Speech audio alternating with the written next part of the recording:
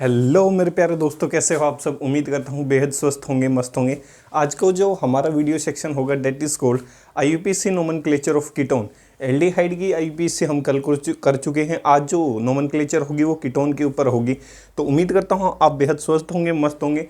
जो भी व्यक्ति या बहन मुझे इस वीडियो माध्यम से देख पा रही है उन सभी को आपके अपने भाई की तरफ से राम राम, सत श्री अकाल, जय हिंद, जय भारत। उम्मीद करता हूँ आप बेहद स्वस्थ होंगे, मस्त होंगे। अपने वीडियो सेक्शन की हमेशा की तरह शुरुआत करने से पहले आपको हंसाने के लिए और गुदगुदाने के लिए 4 लाइनें पेश कर देता हूं। ध्यान से सुनना। आजकल क्या है, बोर्ड का समय चल रहा है, तो हो सकता है आपके जीवन में भी कुछ एक ऐसे लोग आ चुके होंगे जो आपको डीमोटिवेट करने की कोशिश करेंगे या आपसे जलने की कोशिश करेंगे। तो ध्यान से सुनना है, उन लोगों को आपको क्या कहना है। ध्यान से सुनना है, देखो ध्यान से। किसी का सच भी अकेला लड़े, किसी का सच भी अकेला लड़े, जमाने से किसी के झूठ के लाखों के वकील होते हैं। ध्यान से सुनना है, फिर से रिपीट कर देता हूँ। किसी का सच भी अकेला लड़े, किसी का सच भी अकेला लड़े, जमाने से किसी के झूठ के लाखों के वकील होते हैं। जहाँ जहाँ भी गए इज्जत मिली आरिफ, पर अपने लोगों में आकर जलील होते हैं। तो ध्यान से सुना होगा आपने। तो ऐसा ही होगा भाई, आपको अगर कोई नीचा दिखाएगा तो वो आपके अपने लोग होंगे, लेकिन दूसरी जगह जब आप जाओगे तो वहाँ पे आपकी इज्जत करते हुए नजर आएंगे। तो अपने लोगों के लिए तो इतना ही कह सकता हूँ, ये 4 लाइनें। जो आपको नीचा दिखाने की कोशिश करते हैं उनको आपको क्या करना है, मोटिवेट होते रहना है, उनकी बातों से बुरा नहीं मानना, क्योंकि उनको समाज में इसीलिए भगवान ने भेजा है ताकि दूसरे लोगों की वो क्या कर सके, उन्नति या प्रगति कर सके।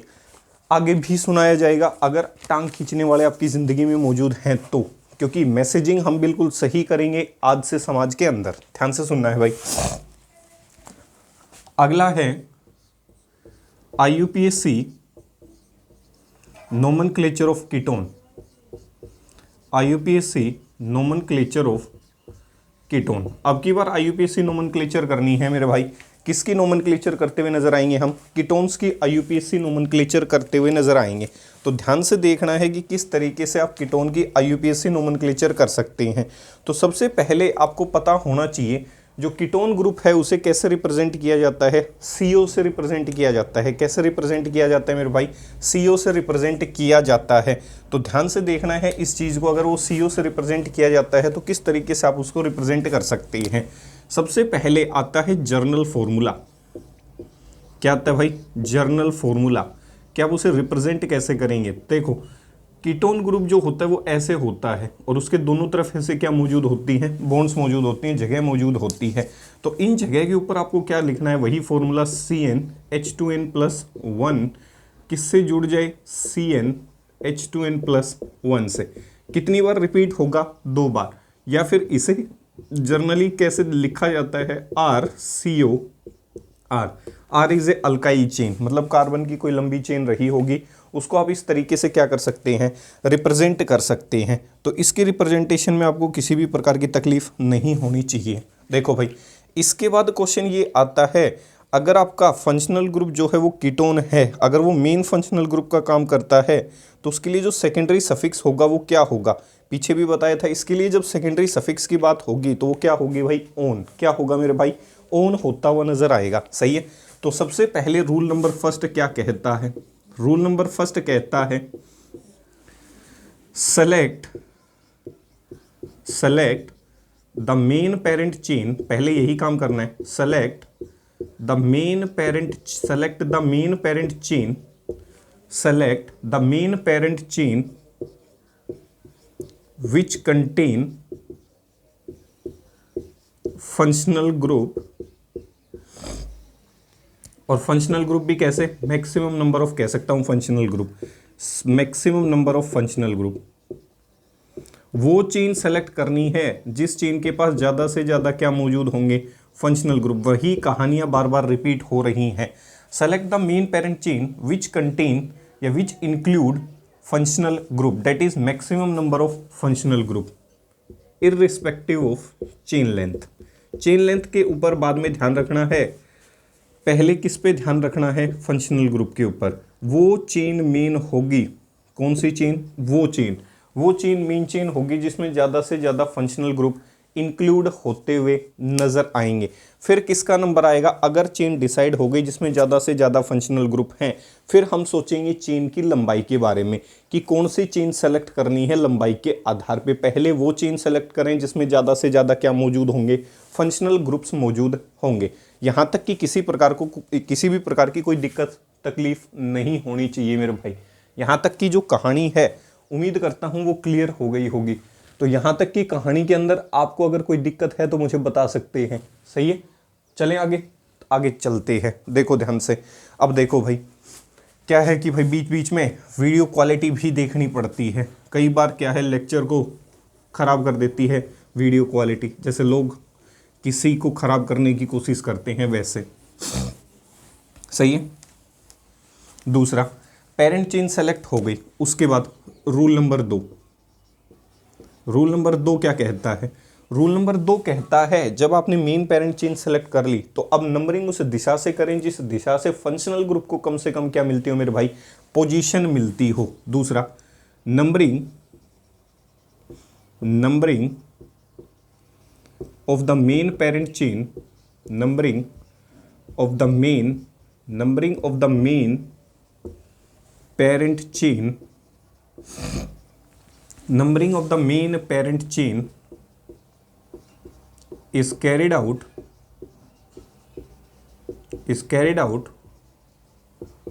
from that direction.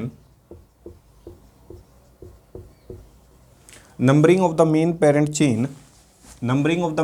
chain is carried out from that direction where lowest number or lowest position is given to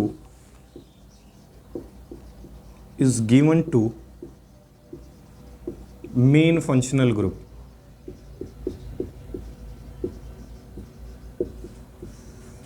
numbering उस दिशा से करनी है जिस दिशा से मेन फंक्शनल ग्रुप को उस पेरेंट चेन में कम से कम क्या मिलता हो मेरे भाई? नंबर मिलता हो। नंबरिंग का फॉर्मेट सेम है, फिर से कह रहा हूँ। मेन चेन वो होगी जिसमें ज़्यादा से ज़्यादा फंक्शनल ग्रुप होंगे। मेन चेन वो होगी फंक्शनल ग्रुप सेलेक्ट होने के बाद जिसमें फंक्शनल ग्रुप को कम से कम क्या मिले? पोजीशन मिले।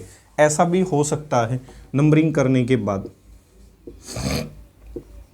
आपका फंक्शनल ग्रुप एक से ज़्यादा बार मौजूद हो। If main functional group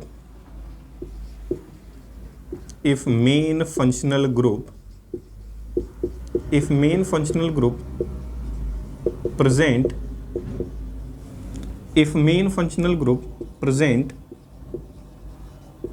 in the main parent chain, if main functional group present in the main parent chain is repeated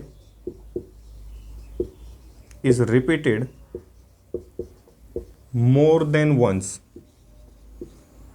If main functional group present in the main parent chain is repeated more than once, then a suitable prefix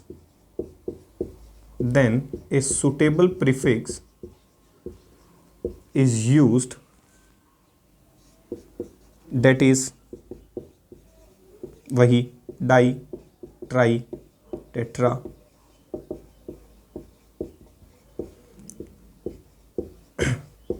before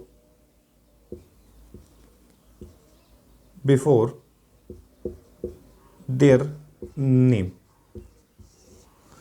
name से पहले जितनी बार भी वो functional group repeat हुआ है, जैसे मान लेता हूँ कीटोन 2 बार रिपीट हुआ है, तो आपको पता है जो कीटोन है उसका सेकेंडरी सफिक्स क्या होता है? ओन होता है। तो जितनी बार भी रिपीट होगा उसको उसी आधार पे आप लिखते हुए नजर आओगे। जैसे डाई ओन 3 बार रिपीट हुआ तो ट्राई ओन। इस आधार पे आप क्या कह सकते हो? उस चीज़ को क्या कर सकते हो? काउंट करवा सकते हो।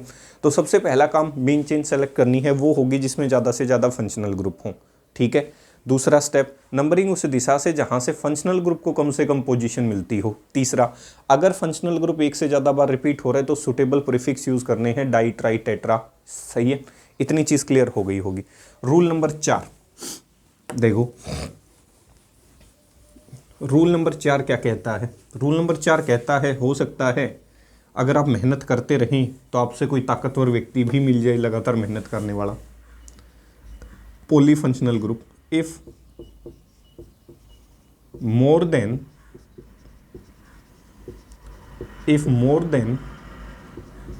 One functional group, if more than one functional group, that is short में लिखना चाहो तो क्या लिख सकते हो, ऐसे टर्म को पॉलीफंक्शनल ग्रुप्स कहा जाता है। If more than one functional group is present in the parent chain, the functional group having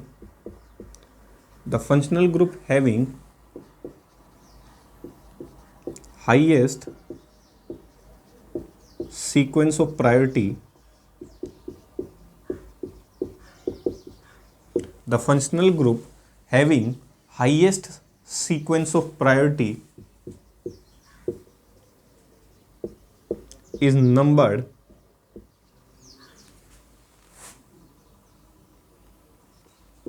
whereas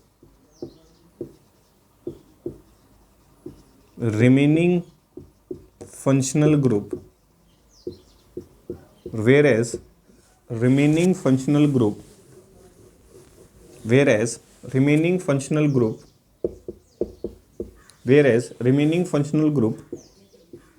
in that time period acts as a side group।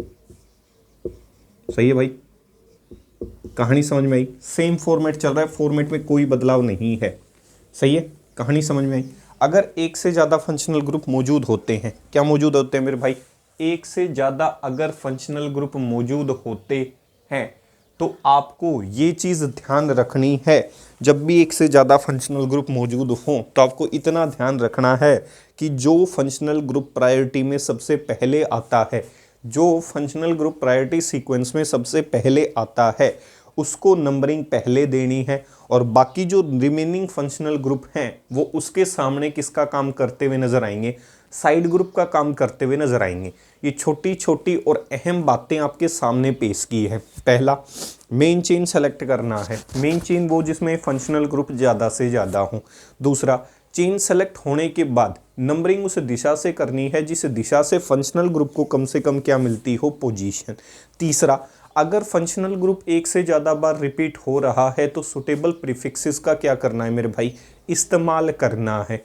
चौथा, अगर चेन के अंदर, मेन पेरेंट चेन के अंदर एक से ज़्यादा फंक्शनल ग्रुप मौजूद हैं तो आपको इस चीज़ का ध्यान रखना है कि जिस फंक्शनल ग्रुप की प्रायोरिटी सबसे पहले आती है वो तो सेकेंडरी सफिक्स का काम करेगा, वो तो चेन को ख़त्म करता हुआ नजर आएगा, और रिमेनिंग जो फंक्शनल ग्रुप होंगे वो किसका काम करते हुए नजर आएंगे, साइड ग्रुप का नाम या काम करते हुए नजर आएंगे। इतनी कहानी समझ में आ गई होगी। देखो, सबसे ज़्यादा प्रायोरिटी किसकी होती है, कार्बोक्सिलिक एसिड की, पढ़ाया होगा। सही है, फिर किसका नंबर आता है, एल्डिहाइड का, फिर कीटोन का, इनका नंबर आता है। देखो, सेकेंडरी सफिक्स हम पढ़ रहे हैं किसके लिए, कीटोन के लिए, और ई वाला लेटर आपको पहले ही बता दिया था। सही है, अब देखो सेकेंडरी सफिक्स ऑफ कीटोन क्या होगा, अगर ये मेन चेन का हिस्सा है तो ये क्या होगा, ओन। अगर कीटोन साइड ग्रुप का काम करे, if ketone group acts as a side group, भाई इस फंक्शनल ग्रुप से भी भारी कोई फंक्शनल ग्रुप आ सकता है, तो आप शब्द क्या इस्तेमाल करेंगे, कीटो और ऑक्सो। जब इससे ज़्यादा ताकतवर कोई फंक्शनल ग्रुप आ जाए तो उस समय कीटो ग्रुप किसका काम करेगा, साइड ग्रुप का। ठीक है, तीसरा अहम पॉइंट, प्राइमरी सफिक्स हैं आपके पास। सही है, प्राइमरी सफिक्स क्या क्या हैं, देखो, एन है, ईन है और क्या है, आइन। अगर कीटोन जो है वो मेन फंक्शनल ग्रुप का काम करता है, किसका काम करता है, मेन फंक्शनल ग्रुप का, तो सेकेंडरी सफिक्स क्या रहा होगा, ओन। यहीं लिखवा देता हूँ ट्रिक। तो आपको पता है यहां से क्या रिमूव हो जाएगा, ई। पीछे भी कहा था अगर कोई सेकेंडरी सफिक्स अपने नाम में वोवल कंटेन करता है तो प्राइमरी सफिक्स का जो ई है वो परमानेंटली डिलीट हो जाएगा। दूसरा भी कहा था अगर कोई सेकेंडरी सफिक्स अपने साथ कॉन्सोनेंट रखता है तो प्राइमरी सफिक्स में एक्स्ट्रा ए ऐड हो जाएगा। ऐसा ऐसा नहीं, ऐसा नहीं। इतनी कहानी समझ में आई होगी, सही है।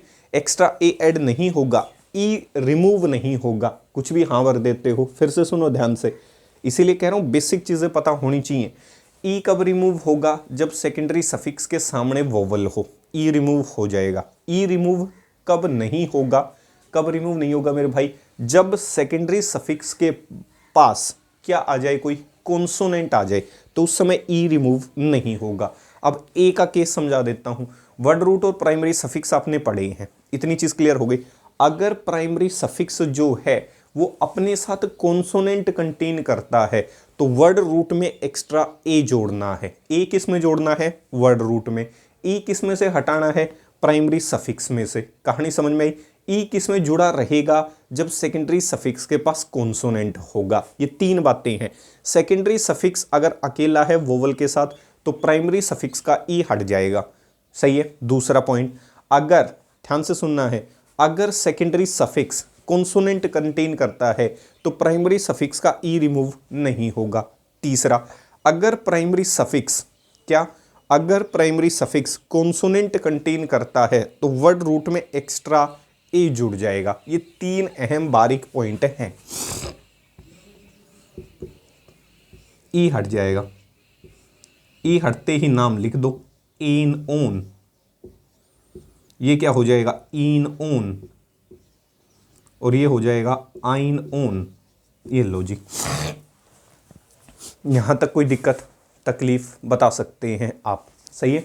अगर कोई समस्या होती है तो कमेंट सेक्शन इसीलिए बनाए जाते हैं, सही है। जब लोग अच्छी चीज़ें कमेंट नहीं कर सकते तो पढ़ने वाले हैं आप, तो कम से कम वो तो कमेंट अच्छे कर ही सकते हैं। अगर कंटेंट में कोई कमी है तो वो भी बता सकते हैं, खामियां बता सकते हैं, क्योंकि हर व्यक्ति में सुधार की आवश्यकता होती है और मैं अपनी खामियों को सुधारने के लिए तैयार रहता हूं। क्योंकि अगर सब कुछ आता कह सकता हूं तो भाई क्या है कि सर्च जो इंजन है वो गूगल नहीं होता, सोनू के नाम का सर्च इंजन होता।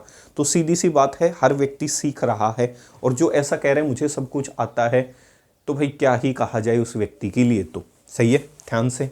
It is completely based on your experience. हम जितनी भी नॉलेज आपको दे पा रहे हैं वो पूरे ब्रह्मांड के अंदर 0.00000000 इतनी प्रतिशत है। तो कभी भी नॉलेज का घमंड ना हो, सही है। नॉलेज और पैसे के घमंड को कभी भी व्यक्ति को अपने ऊपर हावी नहीं होना देना चाहिए।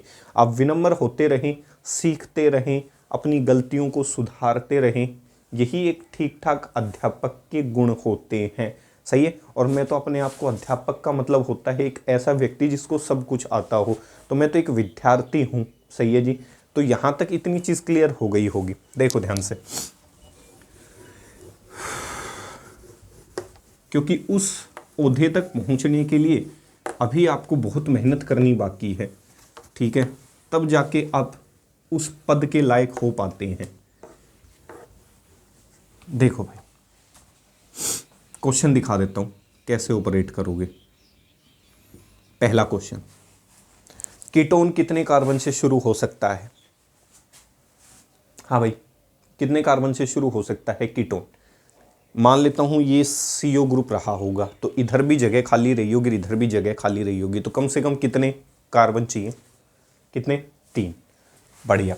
इसका मतलब जो कीटोन है वो 3 कार्बन से शुरू होगा। ऐसे आपने फंक्शनल ग्रुप लिखा होगा, सही है। तो इधर भी कार्बन रहा होगा और ये भी रहा होगा, ठीक है। कई किताबें इसे प्रोपेनोन भी कह देती हैं सीधा सीधा, सही है। और अब IUPAC के अनुसार देखो, नंबरिंग उस दिशा से, जिस दिशा से फंक्शनल ग्रुप को कम से कम पोजीशन मिले। कुछ एक विद्वान होते हैं यहाँ से नंबर करना शुरू कर देंगे, भाई ऐसी नंबरिंग नहीं होती, ये चेन के बीच में है और चेन कोने से शुरू होती है, चेन कभी बीच से शुरू नहीं होती। तो नंबरिंग यहाँ से 1 2 3, आप यहाँ से भी कर सकते हो, 1 2 3 उत्तर वही आएगा। 3 कार्बन की चेन, प्रोप, सारे के सारे सिंगल बॉन्ड। मेरे भाई ये फंक्शनल ग्रुप का डबल बॉन्ड है।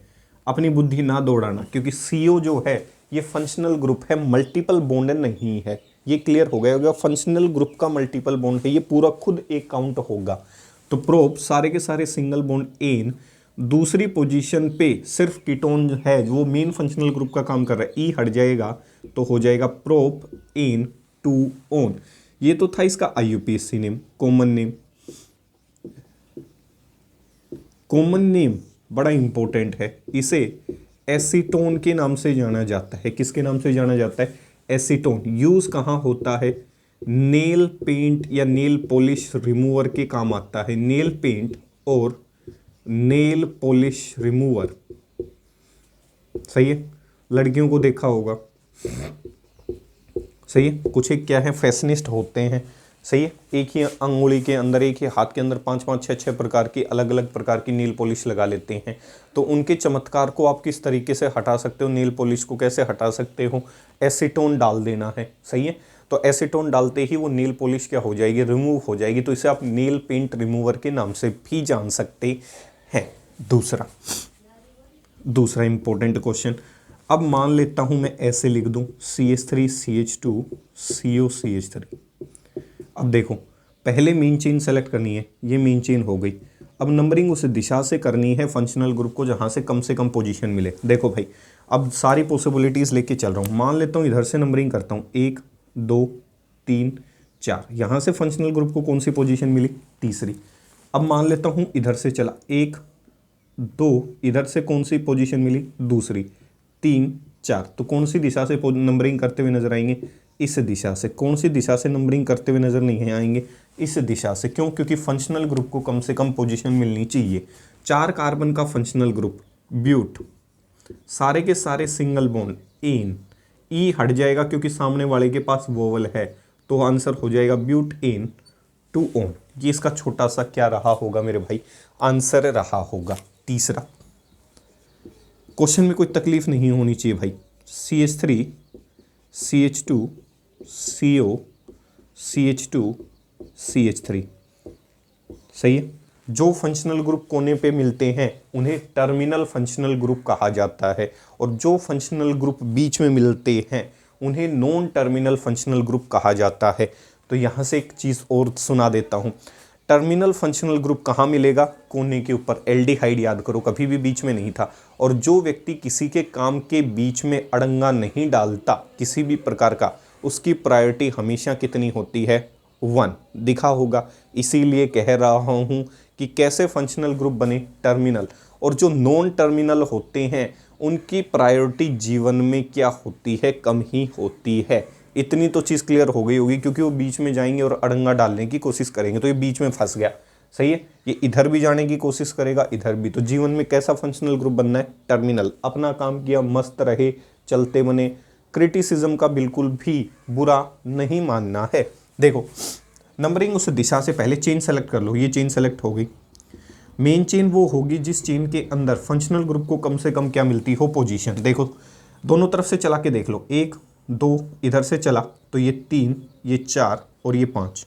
अगर मान लेता हूँ ऊपर से चला, इधर से 1 2, ये 3, ये 4, ये 5, इधर से भी तीसरा और इधर से भी तीसरा। इसका मतलब फंक्शनल ग्रुप किधर से भी शुरू कर दो, नंबरिंग तो क्या मिल रही है उसको? तीसरी नंबरिंग मिलती हुई नज़र आ रही है। तो आप नंबरिंग किसी भी दिशा से कर सकते हो इस केस के अंदर, क्योंकि दोनों दिशाओं में से फंक्शनल ग्रुप को पोजीशन कौन सी मिल रही है? तीसरी। तो कितने कार्बन की चेन? 1 2 3 4 5, 5 कार्बन की चेन पेंट, सारे के सारे सिंगल बॉन्ड हैं एन, ई हट जाएगा, तीसरी पोजीशन पे क्या जुड़ा हुआ है? Ketone, that is 3 one. तो इसका छोटा सा नाम होगा pent an 3 one. That is the IUPAC nomenclature of this basis. अब क्वेश्चन पीछे की तरह मिक्स करता हुआ चल रहा हूँ। CH3 CH double bond CH CO CH3। सबसे पहले काम ये करना है, मेन चेन सेलेक्ट करनी है। मेन चेन वो होगी जिसमें ज़्यादा से ज़्यादा फंक्शनल ग्रुप मौजूद हों। तो ये चेन हो गई, क्योंकि साइड ग्रुप कोई है ही नहीं, तो चेन तो जाएगी ऐसे। नंबरिंग उस दिशा से जहाँ से फंक्शनल ग्रुप को कम से कम पोजीशन मिले। देखो 1 2 3 4, मल्टीपल बॉन्ड की तरफ नहीं जाना। क्यों नहीं जाना? क्योंकि मल्टीपल बॉन्ड से ताकत ज़्यादा किसकी होती है, फंक्शनल ग्रुप की। तो ऐसी गलती मत करना कि फंक्शनल ग्रुप से पहले मल्टीपल बॉन्ड है उसको कम नंबर मिल रहा है। नंबर कम, पहले चेन सेलेक्ट होगी, फिर फंक्शनल ग्रुप सेलेक्ट होगा, फिर मल्टीपल बॉन्ड सेलेक्ट होंगे, फिर साइड ग्रुप सेलेक्ट होंगे।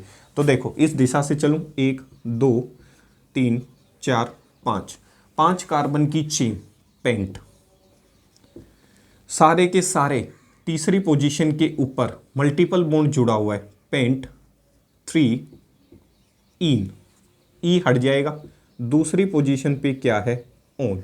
तो इसका आंसर हो जाएगा pent 3 yne 2 one. That is the IUPAC nomenclature of this species. E क्यों हटा, क्योंकि सामने क्या खड़ा है, वोवल खड़ा है। पांचवा, हो सकता है क्वेश्चन ऐसा हो जाए, भाई क्वेश्चन कुछ भी हो सकता है, तो क्वेश्चन के ऊपर आपको क्या करना है, करवाए गए क्वेश्चंस पे मेरे भाई प्रैक्टिस करनी है।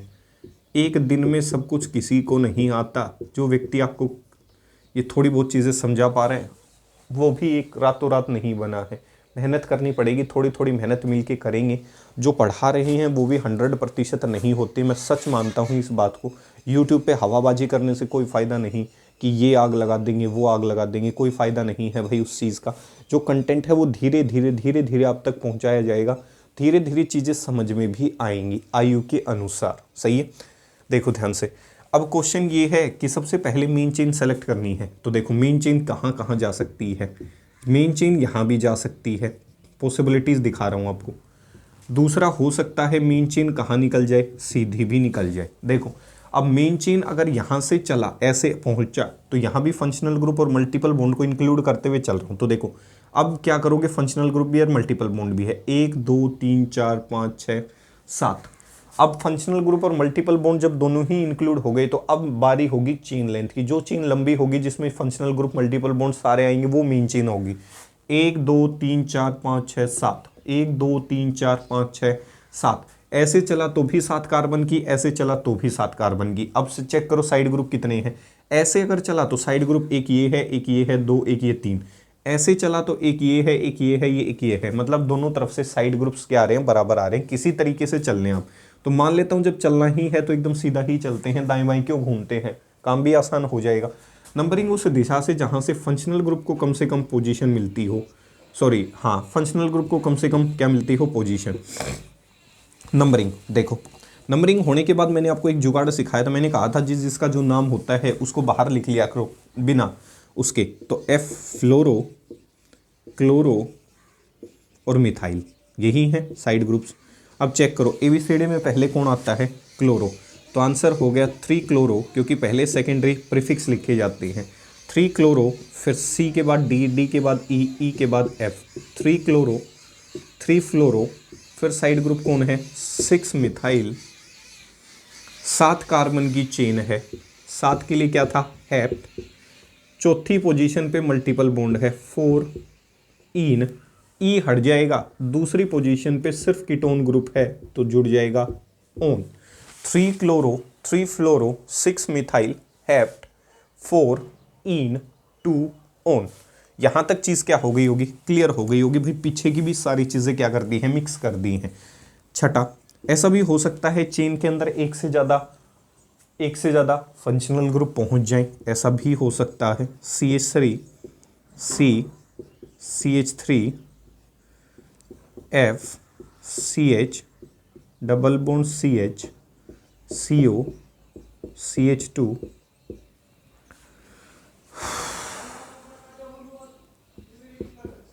CH2OH। अब देखो ध्यान से, इधर फंक्शनल ग्रुप क्या है, OH भी है, और इधर क्या है, CO भी है।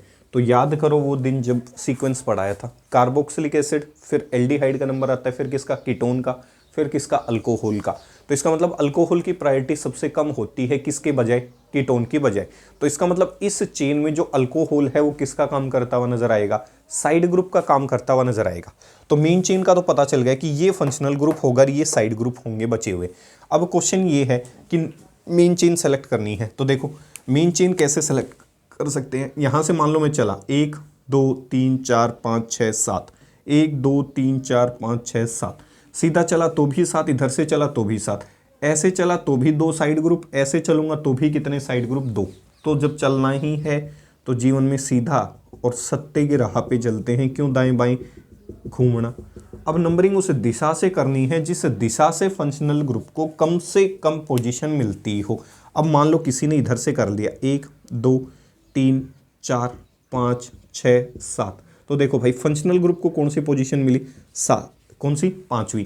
इधर से मान लो किसी ने कर दिया 1 2 3 4 5 6 7, इधर से फंक्शनल ग्रुप को कौन सी पोजीशन मिली, तीसरी। तो नंबरिंग कौन से दिशा से नहीं होगी, इस दिशा से नहीं होगी। नंबरिंग कौन सी दिशा से होगी, इस दिशा से नंबरिंग होती हुई नजर आएगी। तो यहाँ तक किसी को भी कोई दिक्कत नहीं होनी चाहिए। अब देखो अगर नंबरिंग इस दिशा से होगी तो इसका नाम क्या होगा, नाम ऊपर लिख रहा हूँ भाई इसका। इधर देखो अगर मैं ऐसे चला, सही है, तो पहले साइड ग्रुप्स के नाम निकाल लो। OH है तो OH को हम क्या कहते हैं, हाइड्रोक्सी, जब वो साइड ग्रुप का काम करे। उसके बाद साइड ग्रुप देखो F है, फ्लोरो, इससे ये फायदा हो जाएगा आपको, अल्फ़ाबेट देखने आसान हो जाएंगे। उसके बाद है मिथाइल। अब देखो ABCD में पहले कौन आता है, ABCDEF, F 6 पे आता है, H 8 पे आता है, तो पहले F आता है। F किधर है, ये नंबरिंग हो नहीं सकती, जब हो नहीं सकती तो मिटा दो भाई, ताकि कंफ्यूजन क्या हो जाए, कम हो जाए। अब देखो F कौन सी पोजीशन पे, 6ठी पोजीशन पे, तो शब्द हो गया 6 फ्लोरो। F के बाद G, फिर आता है H 6 फ्लोरो 1 हाइड्रोक्सी, 6 क्लोरो 1 हाइड्रोक्सी। इसके बाद है 6 methyl, 6 chloro 1 hydroxy, 6 methyl, 7 carbon की चेन, ये पूरा एक ही नाम है भाई, हेप्ट, गैप नहीं देना। हेप्ट चौथी पोजीशन पे क्या जुड़ा हुआ है, मल्टीपल बॉन्ड, 4 इन, तीसरी पोजीशन पे क्या जुड़ा हुआ है, ओन। तो ये इसका नाम होगा मेरे भाई, ध्यान से देखना है। ये भी साइड ग्रुप है, ये भी साइड ग्रुप, तो ये भी साइड ग्रुप। तो पहले हो गया 6 फ्लोरो 1 हाइड्रोक्सी, 6 मिथाइल, 7 कार्बन की चेन, हेप्ट। अब देखो मल्टीपल बॉन्ड कौन सी पोजीशन पे है, चौथी पे, तो हेप्ट, 4 इन, तीसरी पोजीशन पे क्या जुड़ा हुआ है, ketone group, that is own. तो इसका मतलब इस चेन में कह सकता हूं OH किसका काम कर रहा है, फंक्शनल ग्रुप का काम नहीं कर पा रहा, साइड ग्रुप का काम कर रहा है। क्यों, क्योंकि इसकी प्रायोरिटी एल्डिहाइड और कीटोन से क्या होती है, कम होती है, और हैलोजन से प्रायोरिटी क्या होती है, इसकी ज़्यादा होती है। तो यहाँ तक किसी भी प्रकार की दिक्कत नहीं होनी चाहिए। ऐसा भी हो सकता है जब कीटोन ही किसका काम करना शुरू कर दे, साइड ग्रुप का। मान लो इससे ज़्यादा ताकतवर कोई फंक्शनल ग्रुप डाल देता हूँ, दिखा देता हूँ, वो क्वेश्चन भी आपको अच्छा लगे, सही है। अब देखो ऐसा कोई क्वेश्चन आ जाए तो पहला काम होता है मेन चेन सेलेक्ट करना, तो ठीक है मेन चेन सेलेक्ट हो गई। अब देखो एल्डिहाइड और कीटोन भी है और OH ग्रुप भी है, ये सारे फंक्शनल ग्रुप हैं। जब एक से ज़्यादा फंक्शनल ग्रुप हो तो सारे के तो सेकेंडरी सफिक्स यूज़ कर नहीं सकता, उनमें से कोई एक मेन चेन होगी, बाकी साइड ग्रुप होंगे। तो ये तो हो गया मेन फंक्शनल ग्रुप, तो ये तो हो गया एक। जो फंक्शनल ग्रुप कार्बन से शुरू होता है उसको नंबर हमेशा देते हुए चलना है, 1, ये 2, ये 3, ये क्या हो गया 4, ये क्या हो गया 5, और ये क्या हो गया 6।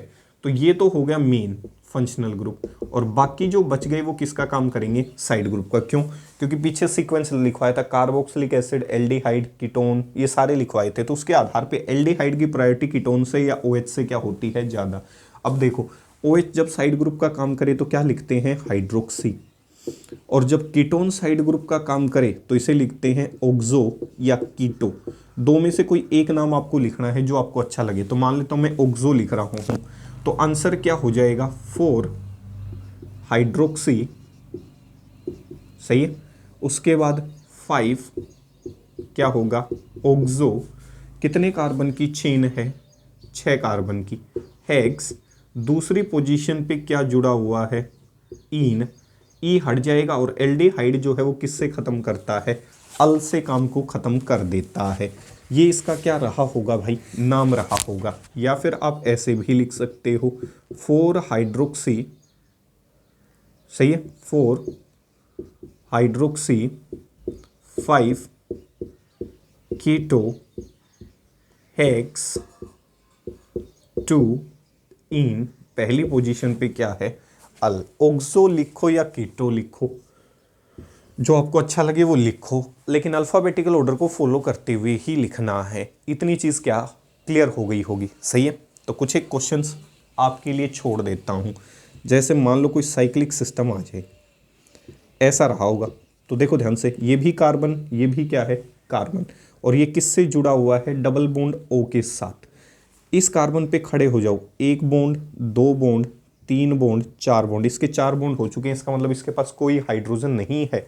और जब किसी functional group double bonded oxygen के पास हाइड्रोजन ना हो तो वो कीटोन ही होगा।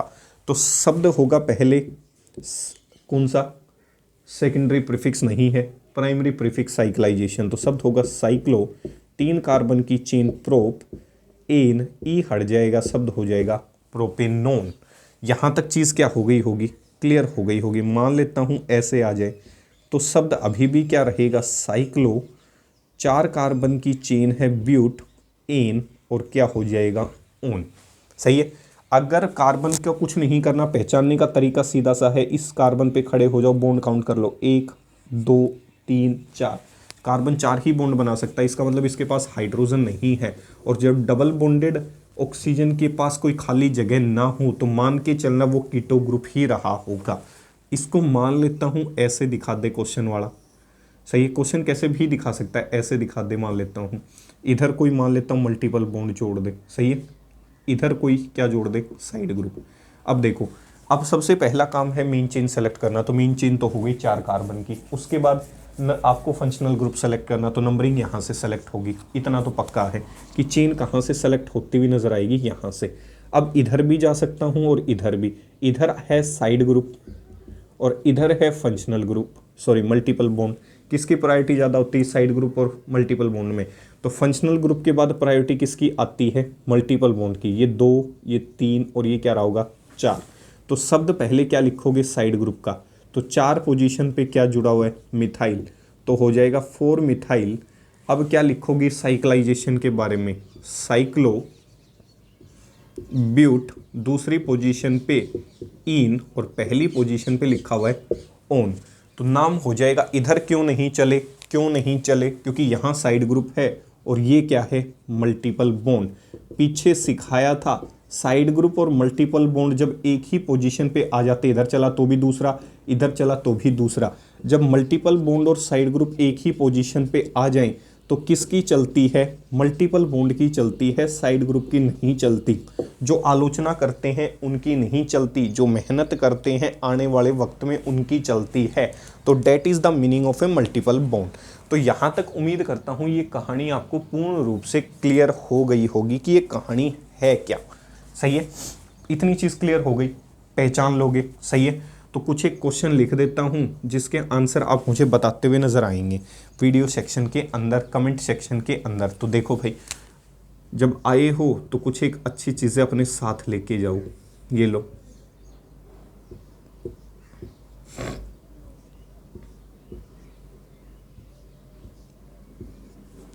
सही है। 1 2 3 4, 1 2 3 4, ठीक है। इसका नाम आपको बताना है, किसका नाम क्या रहा होगा, बता दोगे। चलो और आसान कर देता हूँ थोड़ा, इसका बता देना भाई, सही है।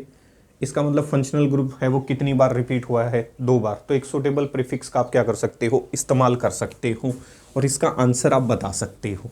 अब चलते हैं बॉन्ड लाइन नोटेशन की तरफ। हो सकता है बॉन्ड लाइन नोटेशन पे भी क्वेश्चन आ जाए ऐसे, सही है। अब इसका नाम पूछेगा तो देखो, मान लो ऐसे देखने में तकलीफ हो रही है तो इसको ऐसे लिख लो, कार्बन, इधर भी क्या है कार्बन, सीधे चलते रहो, फिर क्या है कार्बन, फिर क्या है कार्बन, फिर क्या है कार्बन। अब वापस आ जाओ, दूसरे कार्बन पे डबल बॉन्ड, अब आगे बढ़ो, तीसरे कार्बन पे मल्टीपल बॉन्ड, चौथा पांचवा कुछ नहीं है, हो गई चेन पूरी। जिसका कोई नहीं उसका हाइड्रोजन, 1 2 3 ये क्या हो गया 4, 1 2 3 ये क्या हो गया 4, 1 2 3 और ये क्या हो गया 4। ऐसे लिखो, ऐसे लिखो, दोनों का आंसर तो क्या है, सेम आएगा। इसको आप ऐसे लिख के आंसर सोल्व कर सकते हो। मेन चेन सेलेक्ट करो, मेन चेन सेलेक्ट हो गई सीधी। फिर फंक्शनल ग्रुप को कम से कम नंबर मिलना चाहिए। इधर से चला 1 2 3 4 तो चौथा, इधर से चला तो दूसरा, तो इधर से चलूँगा 2 3 4 5, 5 कार्बन की चेन पेंट। सारी चेन के अंदर तीसरी पोजीशन पे क्या मौजूद है, मल्टीपल बॉन्ड, तो 3 इन। दूसरी पोजीशन पे क्या जुड़ा हुआ है, 2 ऑन, तो इसका नाम क्या हो जाएगा, पेंट 3 इन 2 ऑन। कहानी समझ में आई होगी। तो ये इसका क्या होता हुआ नजर आएगा, नाम होता हुआ नजर आएगा। इसको आप ऐसे लिख सकते हैं, ऐसे आप इसका क्या कर सकते हैं, आंसर बता सकते हैं। देख लो ध्यान से, कोई तकलीफ नहीं होनी चाहिए। तो कुछ एक क्वेश्चन लिख देता हूँ जिसके आंसर्स उम्मीद करता हूँ आप देते हुए नज़र आएंगे। ठीक है भाई, डिसअपॉइंट नहीं करेंगे।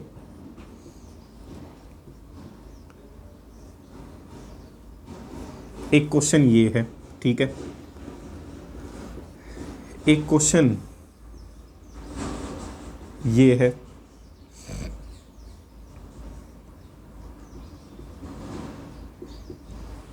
ठीक, एक क्वेश्चन ये है,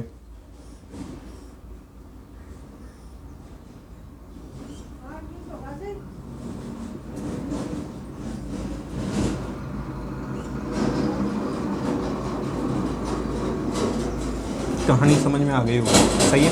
तो यहाँ तक इन क्वेश्चंस के, अब देखो यहाँ क्या रहा होगा, ट्रिपल बॉन्ड में पीछे सिखाया था, यहाँ भी कार्बन रहा होगा, यहाँ भी क्या रहा होगा, कार्बन।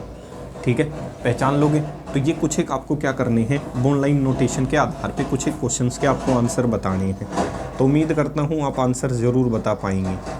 ठीक है भाई,